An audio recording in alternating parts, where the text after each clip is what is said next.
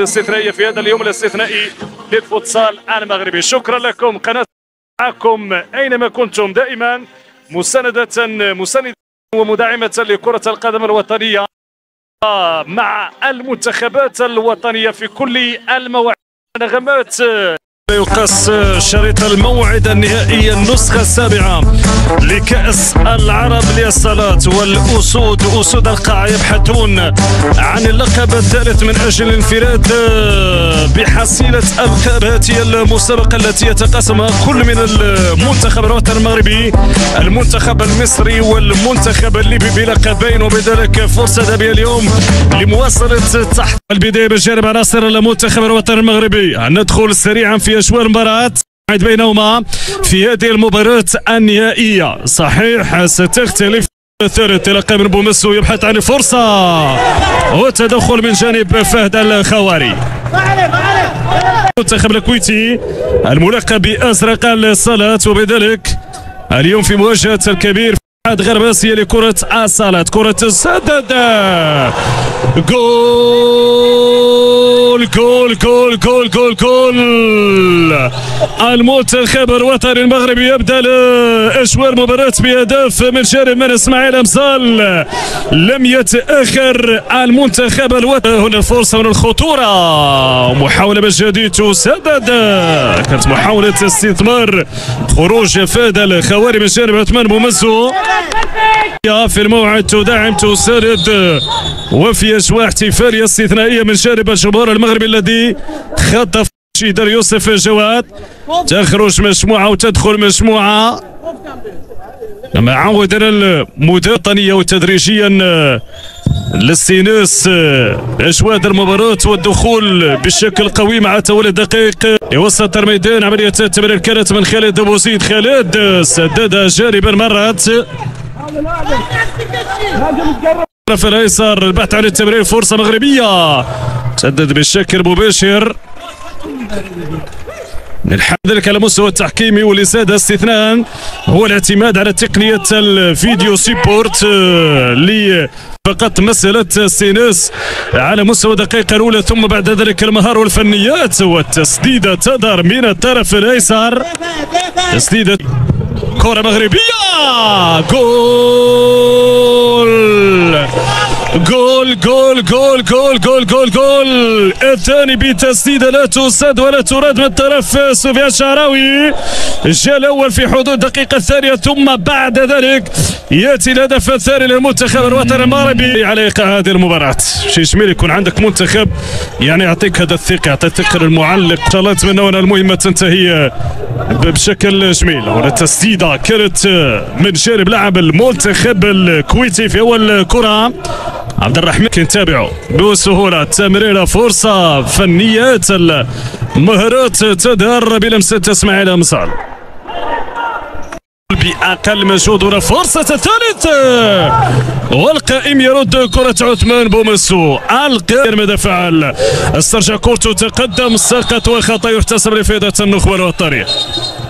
تقدم انس العيان، كان بامكانه يسعى عن الثالث، البحث عن الثالث الثالث الثالث الثالث، والحارس فهد الخواري في المتابعة.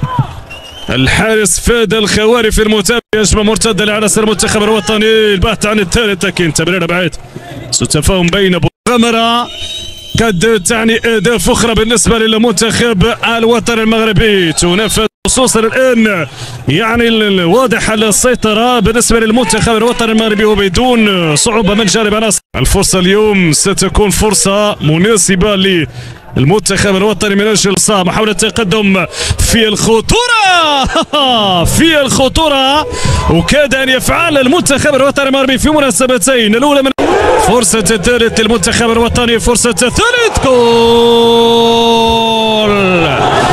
جول جول جول جول جول جول جول كما كان متوقع. لعب النار المنتخب الكويتي بخطة الحارس الطائر، كونتر اتاك من جانب عناصر. اذا الحكم يقول بالفعل على الثاني جا الثالث وغيكون الرابع والخامس. منتظر ذلك فرصة تسديد إدريس رئيس الفني وإبعاده مع كرة القدم المغربية تجاوزت كل الحدود. هنا فرصة الرابع للمنتخب الوطني المغربي، لكن يتدخل في حارس الطائر. هنا تسدد هنا بعد من طرف الحارس رضا الخيار. تحليل معطياتها. هنا فرصة راسية. حذاري سلامات ان شاء الله يا بوريت، سلامات ارتقاء مهارة انس، كرة انس خطيرة.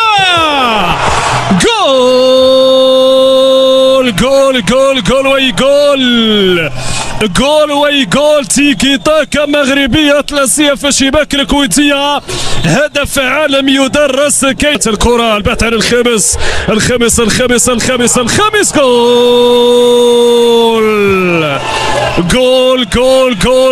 جول 5 أهداف دون مقابل.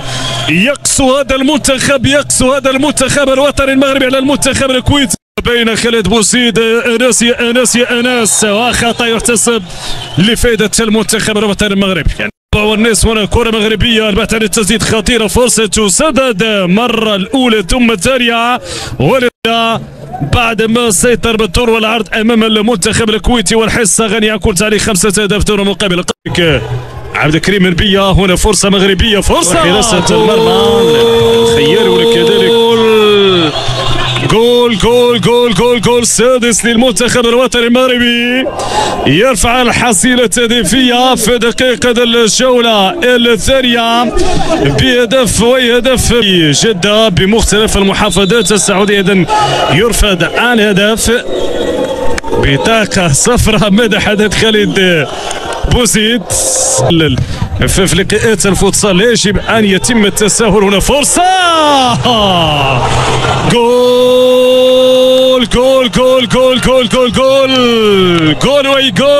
رضا الخياري فعل في المباراة الماضية. الصالة الخضراء بجانب ملعب الامير عبد الله الفيصل.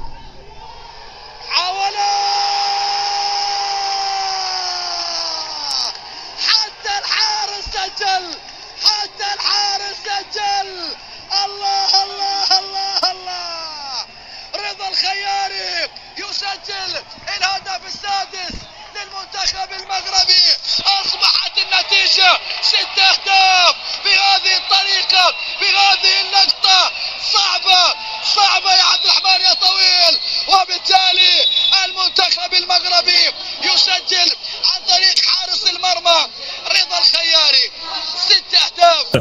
يعني هنا فرصة، شوف لاحظوا جول هدف السابع للمنتخب الوطني المغربي. إذا تتحول النتيجة إدريس رئيس الفني الأسود ترقص فرحا بالأهداف المسجلة لأعلى مستوى على كافة الجوانب. هنا سددت والهدف أخيرا المنتخب الكويتي الشقيق يسجل الهدف، والهدف جاء بلمسة من عبد الرحمن الطويل. سعيد المنتخب. يتم تتويج انس العين بالفعل بجائزة أفضل لاعب في البطولة. انس العين اللي اختير أفضل لاعب في اللقاءات الثلاث الأخيرة، بداية من السعودية ليبيا واليوم أمام المنتخب الكويتي. الآن يتفضل صاحب السمو الأمير سعود بن عبد الله بن جلوي محافظ جدة ومعالي نائب رئيس وزير الرياضة الأستاذ بدر بن عبد الرحمن القاضي، والنائب الأول لرئيس الاتحاد العربي المهندس هاني أبو ريدة لتتويج بطل العرب. إذن بطل العرب المنتخب الوطني المغربي عمل والتفاني خدمة للمنافسات المحلية، وكل ذلك بعناية من جانب أكيد السيد فوزي القشعري الجامعة الملكية المغربية لكرة القدم. أخبار صار كانت هذه السنة هي القاعات التي ستكون جاهزة قريبا إن شاء الله، قاعات من مستوى عالي في مجموعة من المدن المغربية من أجل إعطاء دفعة كبيرة للمنافسات المحلية، كذلك جانب الحوافز وكذلك النقل وما إلى ذلك من الأمور اللي صراحة أعطت يعني قلت الشيء الكثير للفوتسال المغربي دائما في ظل عمل واستراتيجية عمل اللي كانت على كافة الجوانب سواء على المستوى المدى القريب المتوسط والبعيد. إذا تتويج عناصر المنتخب الوطني، هذه المجموعة اللي تسعى كل التقدير يقودهم الحراس عبد الكريم البيا، رضا الخياري ومحمد نسيس، بتواجد راس العيان يوسف جواد، راس طيبي، سفيان بوريت، اسماعيل امسال، سعد كنية، عثمان بومسو، سفيان شعراوي، محمد كمال، حمزه بوياسان، ادريس رئيس فني، خالد بوسيد واناس دحاني، بقياده الطاقم التقني للمنتخب الوطني المغربي بقياده اسطوره الفوتسال المغربي العربي والافريقي الناخب الوطني هشام دكيك. يجني الثمار اليوم بإنجاز آخر، لكن هذه المرة بلمسة عربية، عمل كل العمل لهذه المجموعة ونحن نتابع تتويجها وتتويج طبعا الحال محمد علاء الشرقاوي. قبلها تابعنا المدرب المساعد إطار الوطني كذلك المقتدر عادل هابيل.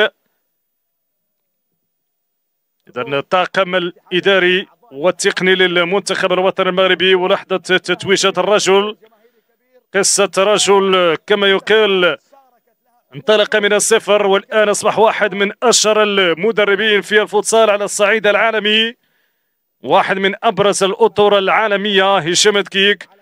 هشام إنجازاته تتحدث عنه، هشام قصة رجل آمن بقدراته وإمكانياته، وفور توفير الظروف له بعدما كانت يد العون من طرف سيد فوزي القشعري جميع المملكة المغربية لكرة القدم، انطلق كالسهم مغردا محلقا رفقة هذه المجموعة الحصيلة. ألقاب تتحدث عن هذا المنتخب، واليوم يتوج بلقب آخر وكأس العرب لكرة السلات في نسختها السابعة.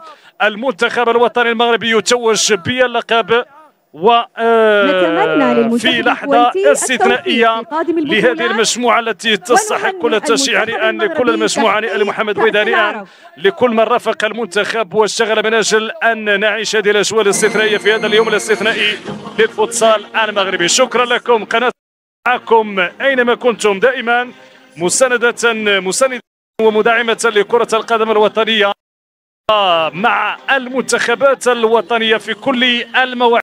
نغمات نترككم هناك من المصدر مع هذه النغمات الاستثنائية، الأجواء الاحتفالية على الطريقة المغربية الصحراوية الأصيلة. شكرا لكم، نلقاكم في موعد مقبل بحول الله، إلى اللقاء.